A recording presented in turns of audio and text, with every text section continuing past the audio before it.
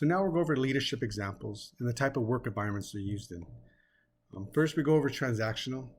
So this is going to often be used in crisis and emergency situations, where processes have a specific step that need to be followed throughout. This style is firmly focused on the supervision of the subordinates, so keeping the organization running smoothly and improving group performance. The next one is transformational.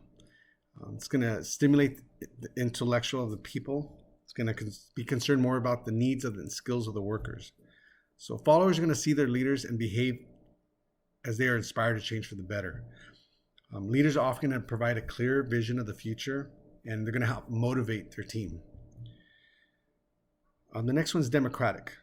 So this is going to be you're going to see a lot of responsibility and accountability reinforced with their coworkers. It's going to be focusing on the quality improvement of the system rather than just individuals making mistakes and putting blame on others. There's going to be an open communication. It's going to allow a lot of staff members to feel like their voices are being heard. There's going to be feedback on their performance, which allows them to adjust as necessary. The next one is authoritarian. So this one's going to be pretty much negative reinforcement. So there's going to be a lot of important details, numbers held from the employees. A lot of times upper management feel that they don't need to know this information to do their job. There's going to be a lot of blame placed on individuals. It's going to create a work environment with lack of trust, lack of teamwork, and lack of communication. So all the power is concentrated on the top, and employees are expected just to follow orders and do as they're told. When mistakes happen, they're often used as examples and in front of people. So you get very, very little feedback in this situation. Laissez-faire, you're going to see quality improvement is reactive, not proactive. So it's going to be often used, you'll see this with inexperienced leaders, inexperienced and new leaders.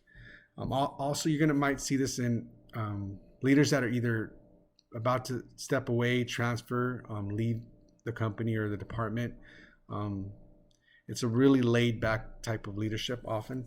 So it puts the responsibility on the individuals, on the workers themselves. There's very little supervision as they're going to be laid back. It does promote independent thinking. Several negative consequences though. So one of the major ones is you're often going to see little to no change. Decisions aren't made by management. It's kind of up to the employees. So the workers will develop their own goals, their own decisions, but it's often for that situation, for their purpose of that job for the day. Now we'll tie in the last one. It's called multicratic leadership. This is basically a combining of all the different types of leadership. It uses the most favorite parts, and it allows the supervisor to determine what leadership style is needed for a certain given situation, for the work environment they're in. Some people might call it like a little bit of a cherry picking, where you feel that, okay, I'm going to utilize this, and this, or change it up on a kind of either a certain goal needs to have this type of leadership. It's going to allow often for other maximum input from a lot of the group members.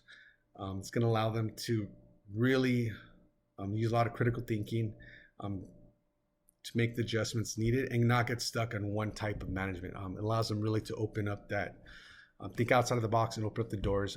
It allows a lot of support, encouragement, and recognition from a lot of subordinates. So this is sometimes it's seen, sometimes it's kind of unheard of, but it's worth mentioning.